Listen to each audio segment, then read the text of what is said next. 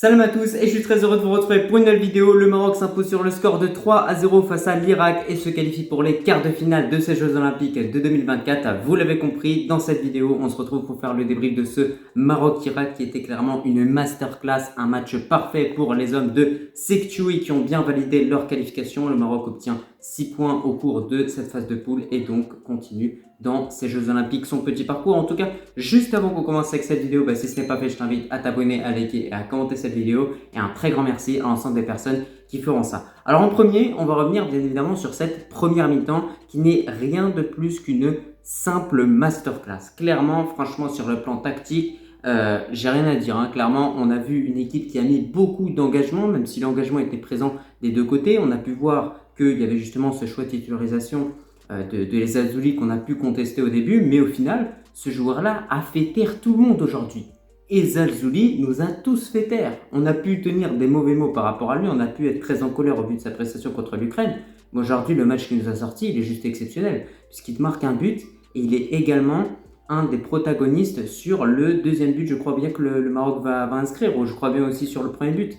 Donc dans tous les cas, c'est un joueur qui a eu un impact significatif offensivement pour notre équipe nationale, et je pense qu'aujourd'hui on doit le féliciter, on doit faire vraiment une mention honorable pour ce joueur-là qui a juste été exceptionnel contre l'Irak. Donc par rapport à cette première mi-temps et par rapport au match de façon générale, on a pu voir que le Maroc a complètement maîtrisé son sujet du début jusqu'à la fin. On a remarqué une très très bonne entame de match. On sait à quel point c'est très important dans n'importe quel match de bien débuter la confrontation. Le Maroc pour le coup a directement mis le pied sur le ballon, a joué avec justement un football de possession en mettant beaucoup de pression sur les buts irakiens, en mettant également en place un gros pressing, en faisant en sorte tout simplement que cette équipe irakienne ne puisse pas ressortir balle au pied. Et c'est ce qu'on a pu remarquer à plusieurs reprises. C'est là où j'ai beaucoup apprécié le travail d'Alex Sekchoui au cours de ce match-là. C'est justement que les Irakiens n'ont pas pu ressortir. Ils n'ont pas pu vraiment proposer des choses intéressantes offensivement. Après, bien évidemment, le Maroc a ouvert le score avec ce superbe dribble de El Azouli qui va ensuite centrer sur Afromach, ensuite ça revient sur Richardson.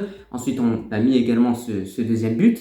Mais on remarque également qu'après ce deuxième but, il y a Mounir qui va te réaliser une superbe parade. Et alors là, si on encaissait ce but-là, c'était plus du tout le même type de match. C'était plus du tout le même type de confrontation. Ça aurait été un match horrible où les Irakiens auraient voulu égaliser et mentalement notre équipe aurait pu peut-être justement perdre directement ce match-là parce qu'on sait que mentalement on a un petit souci au niveau on a un gros problème à ce niveau-là.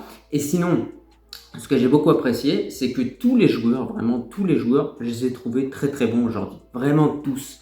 Que ce soit la défense, le milieu de terrain, l'attaque. J'ai vu vraiment 11 guerriers aujourd'hui qui sont entrés sur le terrain, qui avaient envie d'en découdre et qui ont tenu un résultat. Voilà, moi ce que j'avais demandé lors de mon avant-match, c'est une victoire avec du sérieux. Aujourd'hui, on n'a vu que du sérieux honnêtement, justement.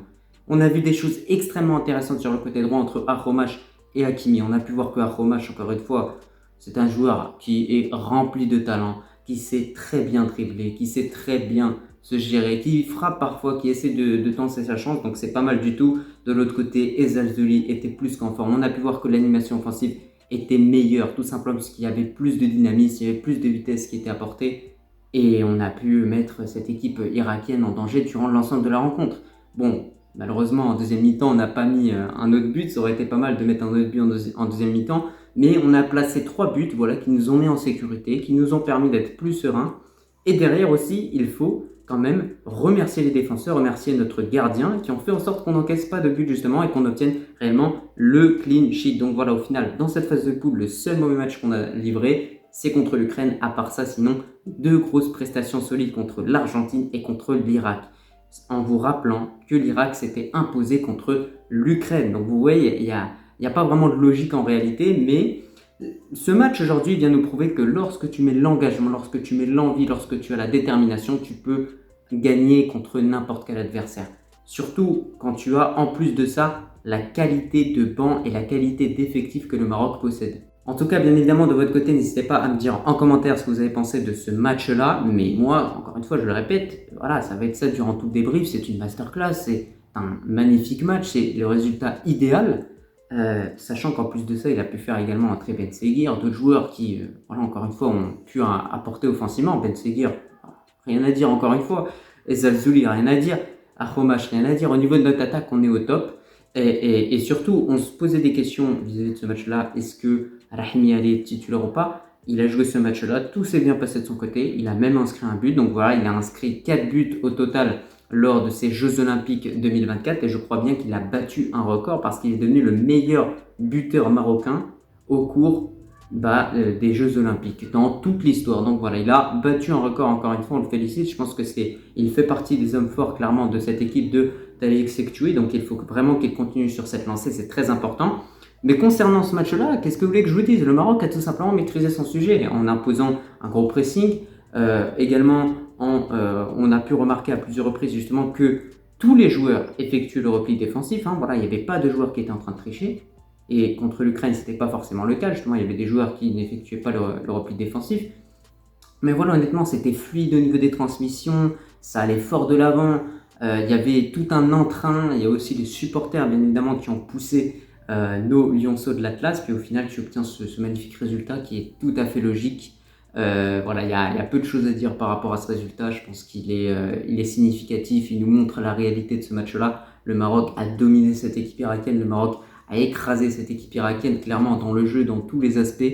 Et honnêtement, ça fait plaisir. Parce que moi, je m'attendais à une victoire, mais une victoire aussi convaincante, franchement, je m'y attendais pas du tout. Alors là, pas du tout. Je pensais qu'on allait avoir un petit 1-0, 2-0, tout ça.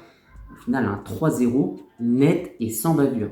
Puis alors surtout, au niveau de ce match-là, j'ai vraiment envie de vous parler d'un magnifique but auquel on a pu assister. Voilà, cette magnifique frappe de la part de Abdé. Alors on sait que ça n'a pas toujours été évident pour ce joueur-là qui enchaîne les bonnes prestations et les mauvaises prestations parce qu'il est encore jeune, il a encore besoin d'apprendre peut-être.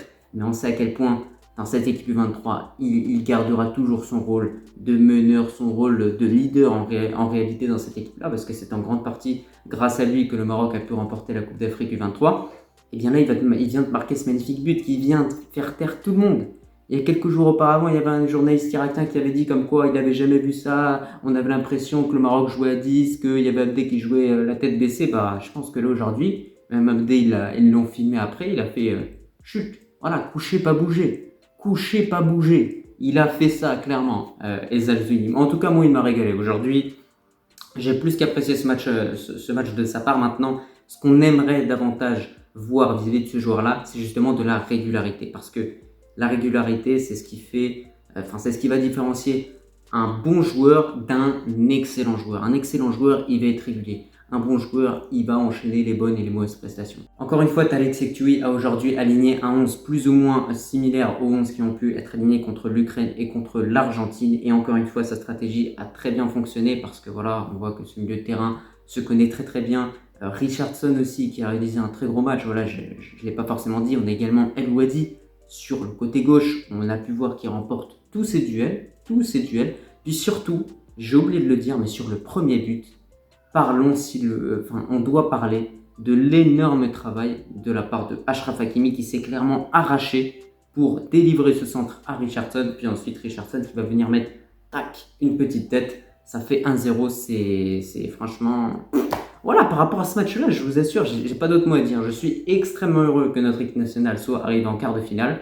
Mais sur le plan tactique, tout a fonctionné. Au niveau de l'animation offensive, il y avait tous les ingrédients qui étaient réunis.